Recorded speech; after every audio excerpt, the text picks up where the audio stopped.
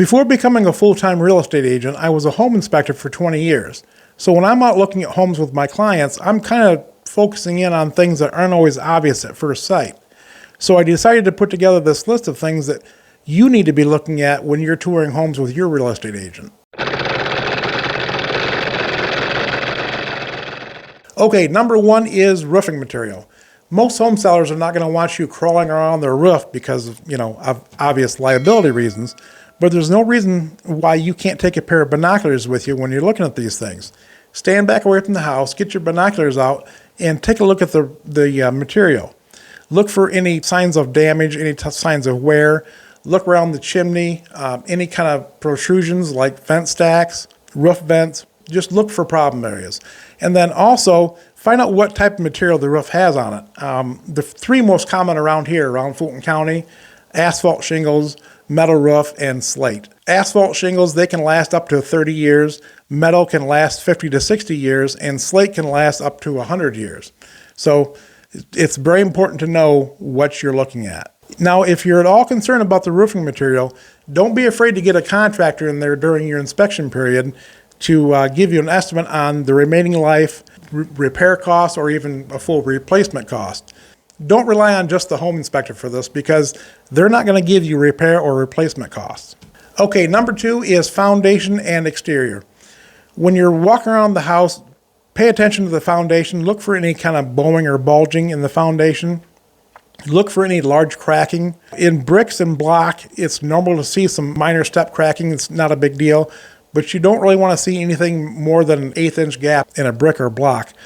In concrete, you don't really want to see any kind of cracking at all except for maybe, hairline cracks. If you're looking at a brick home or a brick veneer home, look at the brick material. Look at the mortar. If you see any step cracking in that mortar, this is a good indication that you've got foundation issues. When you're walking around the outside of the home, look for any rotting wood around doors, windows, fascias, soffits.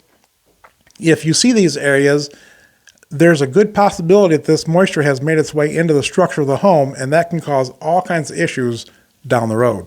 Look for any loose or missing siding material. If you've got, some small areas of damage, odds are the material probably wasn't installed correctly, and you may be looking at more damage down the road. Number three is the heating and cooling system. When you're walking around these homes, there's not going to be a whole lot you're going to be able to tell just by looking at them, but there are some very important questions you can ask. Number one is, are there any maintenance records? The life of a furnace and AC unit can be extended 5 to 8 years just by having it properly maintained every year. Now, if the system's less than 10 years old, odds are you probably aren't going to have any issues. But if you're looking at, 15, 20-year-old units, it's a good idea to get a contractor in there to check things out. Okay, number four, plumbing issues. Unfortunately, these issues, don't always show up at first sight. Sometimes it takes a while, once you've moved into the house for these things to show up. But there are some things you can do to kind of foresee what's coming down the road. When you walk into the bathroom, turn on all the faucets. Turn the sink on, the tub shower unit on, and flush the toilet. Now, with everything running, turn the shower head on. If you still have good pressure at the shower head with everything running, odds are the plumbing lines are probably in decent shape. However, if the water pressure coming out of that shower head drops significantly, odds are you probably have some plumbing issues. Another thing to look for is a loose toilet. Walk up to the toilet and rock it side to side. If that thing rocks at all, you could have water damage to the subflooring. At the very least, you're probably going to have to pull that toilet up, put new wax rings in, and re-secure it back down to the floor. Now, something I'm going to warn you against is operating any kind of shutoff valves. These valves can be very temperamental, and they can be prone to leaking if they're messed with. So if you don't want any liability issues, I wouldn't touch any shutoff valves. Okay, next is the water heater.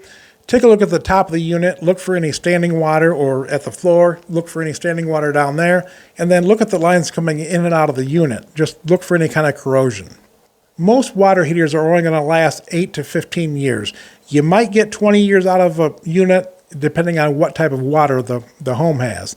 So try to look for any kind of installation dates written on the water heater. Okay, number 5 is electrical issues. When you're walking around the outside of the home, take a look at the overhead lines, if they have overhead lines, and see how they're attached to the home. Just make sure they aren't pulling away from the house. And then also take a look at the electric meter, and if there's any kind of disconnects outside. You want to make sure they're not loose from the home. You want to make sure there isn't a lot of rust or rot around that area. When you're walking around inside the home, look for any electric panels or sub panels. And here again, you're just looking for any signs of discoloration, any rot or rust damage. When you hire the home inspector, he's going to come in, he's going to pull the covers off these panels, and he's going to take a really good look inside. And then also, he's going to look up in the attic and the crawl space. He's going to look, at all the branch wiring, all the areas that you don't necessarily have access to when you're touring a home. Another good idea is to bring a circuit tester with you. This is just a little device you can buy at any hardware store. You plug it into an outlet. It'll tell you if there's any reverse polarity, any missing ground wires, and some of them will even check the GFIs for you. So it's definitely not a bad idea.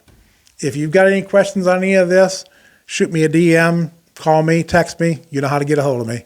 Thanks for watching. Take care.